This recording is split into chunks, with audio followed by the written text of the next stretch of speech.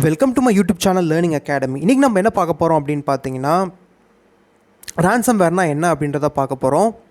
ரெண்டாவது விஷயம் என்ன பார்க்க போகிறோம் அப்படின்னு பார்த்தா, எப்படி இதுலேருந்து பாதுகாக்கிறது அப்படின்றத பார்க்க போகிறோம். இந்த ரெண்டு விஷயம் நம்ம வீடியோவில் பார்க்க போகிறோம். இந்த சேனல் நீங்கள் புதுசாங்கன்னா இந்த channel full and full cyber security, ethical hacking, cloud computer related. So இன்ட்ரெஸ்டான சேனல் ஸ்ப்ரெட் பண்ணிக்கோங்க. அப்படியே பெல் ஐக்கானும் ப்ரெஸ் பண்ணிக்கோங்க. வாங்க வீடியோக்குள்ளே போகலாம். யூஸ்வலாக நம்ம சிஸ்டம் லாக் பண்ணி நம்ம பார்த்துருப்போம். நம்ம சிஸ்டமை லாக் பண்ணி இவ்வளோ அமௌண்ட் அனுப்புங்க அப்படின்னு த்ரெட்டன் பண்ணுறது தான் வந்து ransomware. இந்த ransomware வந்து பார்த்திங்கன்னா ஒரு malicious சாஃப்ட்வேர். malicious சாஃப்ட்வேர்னால் என்ன? உங்கள் சிஸ்டம் ஹார்ம் பண்ணும், உங்கள் ஃபைல்ஸ் கரப்ட் பண்ணும், இந்த மாதிரி பண்ணுற விஷயம் தான் வந்து malicious சாஃப்ட்வேர். ஸோ ransomwareனால் என்ன சிம்பிளாக சொல்லணுன்னா, உங்கள் ஃபைல்ஸ் எல்லாம் என்கிரிப்ட் பண்ணி டிமாண்ட் பண்ணும், ஒரு ransom கேட்கும். அதாவது இவ்வளோ அமௌண்ட் அனுப்புங்க, இவ்வளோ பிட்காயின்ஸ் அனுப்புங்க, அப்போ தான் உங்களோட ஃபைல்ஸை வந்து நான் டீக்ரிப்ட் பண்ணி அனுப்புவேன். ஸோ டீஎன்கிரிப்ஷன்னா என்ன அப்படின்ட்டு பல பேருக்கு டவுட்டாக இருக்கலாம். என்கிரிப்ஷன் அப்படின்னா என்னென்னா, உங்கள் பிளெயின் டெக்ஸ்ட்டை வந்து அன்ரீடபிள் ஃபார்மேட்டாக மாற்றுறது தான் வந்து என்கிரிப்ஷனுடைய வேலை. டீக்ரிப்ஷன் அப்படின்றது ஒரு பேக் டு நார்மல் டெக்ஸ்ட் பண்ணுறது தான் டீக்ரிப்ஷனுடைய வேலை. ஸோ இதுதான் உங்களுடைய basic understanding of encryption and decryption. So இது ஒரு எக்ஸாம்பிள் நான் சொல்லணும் அப்படின்னா, decrypted அப்படின்னு சொல்கிறாங்க. ஸோ இது என்ன பார்த்தீங்கன்னா, உங்கள் டிவைஸை லாக் பண்ணும், ஃபைல்ஸையும் லாக் பண்ணிவிடும். இந்த மாதிரி சைபர் பிளாக்மெயிலிங் தான் வந்து நம்மளுக்கு க்ரோயிங் கன்சர்னாக இருக்குது நம்ம இந்த சைபர் வேர்ல்டில். And users affecting with malware உங்களுக்கே தெரியும் அதிகமாகிட்டு இருக்குது. அதுவும் இந்த ransomware வந்து ரொம்ப அதிகமாகிட்டே இருக்குது நாளுக்கு நாள். ஸோ ransomware ரெண்டு வெரைட்டி இருக்குது. ஸோ ஒன்று வந்து பார்த்திங்கன்னா லாக்கர், ரெண்டாவது வந்து பார்த்திங்கன்னா கிரிப்டோ அப்படின்னு சொல்லுவாங்க.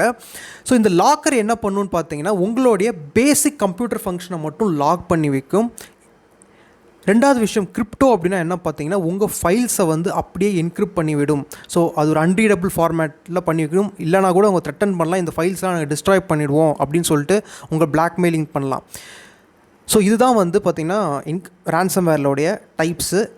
ஸோ எப்படிலாம் இது வருது, எப்படிலாம் பண்ணுவாங்க அப்படின்ற ஒரு ஓரியூ சொல்கிறேன். ஃபஸ்ட்டு வந்து பார்த்திங்கன்னா ஸ்பேம் இமெயில்ஸ் அப்படின்னு சொல்கிறாங்க. ரெண்டாவது விஷயம் வந்து பார்த்திங்கன்னா ஃபிஷிங். அது ஒரு இமெயில் அட்டம்ப்டில் பண்ணிட்டு இதில் டவுன்லோட் பண்ணுங்கள், இந்த லிங்க்கில் டவுன்லோட் பண்ணுங்கள் அப்படின்னு சொல்லலாம். ஸோ அதில் வந்து இந்த மாதிரி ransomware இருக்கிறதுக்கு வாய்ப்பு இருக்குது. ஸோ பண்ணதுக்கப்புறம் என்கிரிப்ட் பண்ணுறதுக்கு வாய்ப்புகள் இருக்குது. மூணாவது வந்து பார்த்திங்கன்னா ஸ்கேர்வேர் டாக்டிக்ஸ். ஸ்கேர்வேர்னால் என்ன அப்படின்னு பார்த்தீங்கன்னா, இதுவும் ஒரு malware தான். எப்படின்னா, இப்போ உங்கள் சிஸ்டம் இருக்குது அப்படின்னா, உங்கள் சிஸ்டம் ஸ்லோவாக இருக்குது, வைரஸ் இருக்குது, நீங்கள் இன்ஸ்டால் பண்ணுங்கள் அப்படின்னு ஒரு த்ரெட்டன் பண்ணுற மாதிரி உங்களுக்கு ஒரு மெசேஜ் வரலாம். ஸோ அதை நீங்கள் வந்து ஓகே நம்மளுக்கு உண்மையான மெசேஜ் தான் போல இருக்குது அப்படின்னு நினச்சி நீங்கள் டவுன்லோட் பண்ணுவீங்க.